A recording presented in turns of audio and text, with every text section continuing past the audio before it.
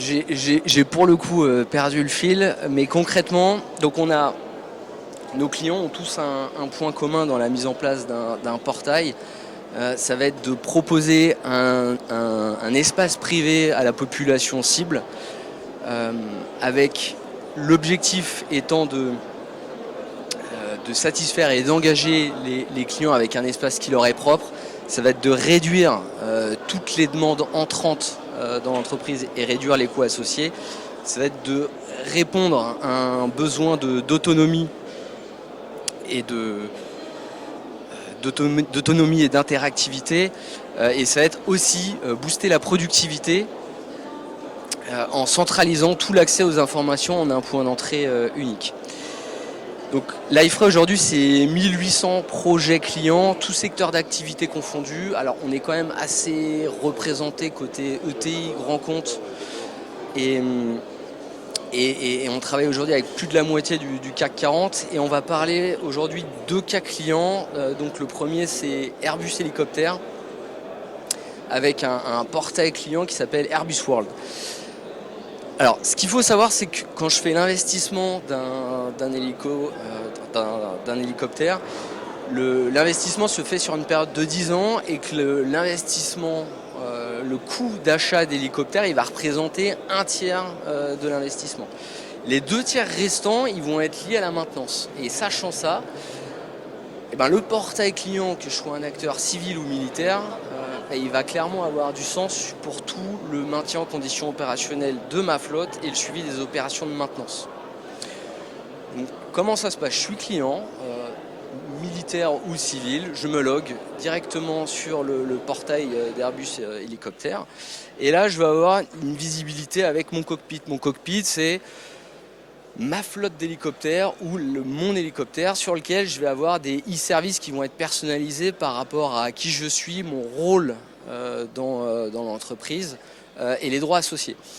Et typiquement, je vais pouvoir faire passer des commandes sur cet appareil-là. Donc passer des commandes, alors, je ne vais pas acheter un hélicoptère sur le site en ligne ou sur le portail, mais je vais pouvoir faire passer des commandes de pièces détachées notamment qui sont liées à l'appareil ou ma flotte d'appareils.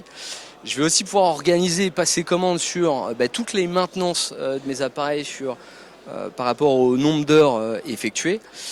Je vais récupérer toutes les documentations techniques à ces mêmes appareils. Si jamais les techniciens ont des problèmes sur des montages, je vais avoir aussi un support interactif qui va me permettre d'avoir de l'aide sur le montage de pièces spécifiques ou sur lequel il y a énormément de complexité. Il y a toute une partie qui va être liée à la gestion des garanties de chacun des appareils sur lequel je peux faire des modifications. Et puis il y a également évidemment une partie réclamation. Il y a un service que je trouve aussi intéressant qui s'appelle le FlySky, qui va me permettre d'avoir un dashboard de l'état de santé de chacun de mes appareils avec toute la partie maintenance préventive. C'est-à-dire que j'ai toutes les données qui sont issues des capteurs embarqués en vol qui vont me permettre d'identifier si j'ai des pièces d'usure avancées et du coup de revoir ou du moins de prévoir toute ma maintenance associée pour les futures opérations de maintenance. Voilà, donc ça c'était le cas d'Airbus Hélicoptère. On a manque de temps, on a 4 minutes, on peut rentrer dans le détail et je vous invite à en parler par la suite. Je voulais aussi vous parler d'un deuxième cas client donc, qui est EDF, sur lequel on intervient depuis plus de 10 ans maintenant sur l'intranet, sur lequel on répond sur les 4 grandes thématiques. Donc là en l'occurrence, je suis collaborateur au sein d'EDF, je me log donc sur l'intranet et là je vais avoir toute la partie communication montante descendante au sein de l'entreprise.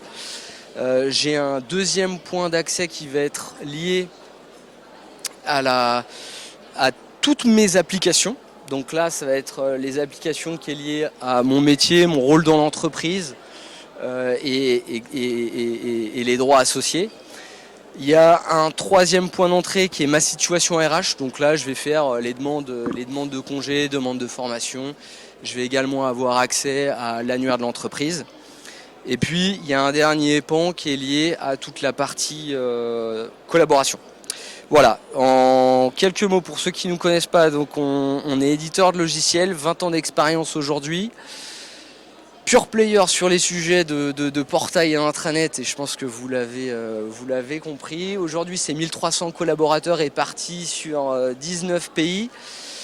1800 projets clients, tous secteurs d'activité confondus, hein, donc aussi bien banque, finance, industrie, aérospace, défense, le public. Vraiment, tous les activités, tous les secteurs d'activité sont concernés par ces sujets. Et puis les fondateurs sont toujours aux commandes de la société qui se finance en fonds propres, donc pas d'actionnaires.